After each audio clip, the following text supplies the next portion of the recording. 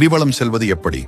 கிரிவலத்தை தொடங்குவதற்கு முன்பு திருவண்ணாமலை கோயிலுக்கு அருகே இருக்கும் பூதநாராயணரை தரிசித்து அனுமதி பெற வேண்டும். பூதநாராயணர் தான் திருவண்ணாமலையின் காவல் தெய்வம்.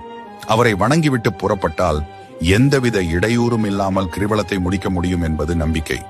பின்னர் வழியில் உள்ள இரட்டை பிள்ளையாரை வணங்க வேண்டும். அதன் பிறகு ஆலயம் சென்று அண்ணாமலையாரையும் உண்ணாமுலை அம்பிகையையும் தரிசிக்க வேண்டும். அதன் பிறகு கோயில் ராஜகோபுரத்தை வணங்கிவிட்டு மலையை வலம் வரத் தொடங்க வேண்டும். கிரிவலத்தை இப்படித்தான் தொடங்க வேண்டும் என்பது நியதி. கிரிவல பாதையில் 8 திசைகளுக்கும் ஒவ்வொரு லிங்கம் இருக்கும். கிரிவலத்தின் இந்த லிங்கங்களை வணங்கிவிட்டு தான் செல்ல வேண்டும். மலையை ஒட்டி நடக்காமல் இடது பக்கமாகவே செல்ல வேண்டும். நம்மோடு சித்தர்களும் நடந்து வருவார்கள் என்று கூறப்படுகிறது. அவர்கள்தான் நாம் மனதில் நினைப்பதை இறைவனிடம் கொண்டு சேர்ப்பார்கள் என்பது ஐதீகம். கை கால்களை வீசிக்கொண்டோ பேசிக்கொண்டோ செல்லக்கூடாது. அமைதியாக மனதில் இறைவனை நினைத்து அண்ணாமலைக்கு அரோகரா என்று கூறிக்கொண்டே செல்ல வேண்டும். காலணிகள் அணியக்கூடாது. சந்தர்ப்பம் கிடைக்கும் போதெல்லாம் மலையை பார்த்து கை கூப்பி வணங்க வேண்டும்.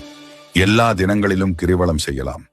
ஆனாலும் பௌர்ணமி நாளில் இம்மலையை வலம் வந்தால் ஏற்படும் நன்மைகளும் பலன்களும் ஏராளம். Download ShareChat.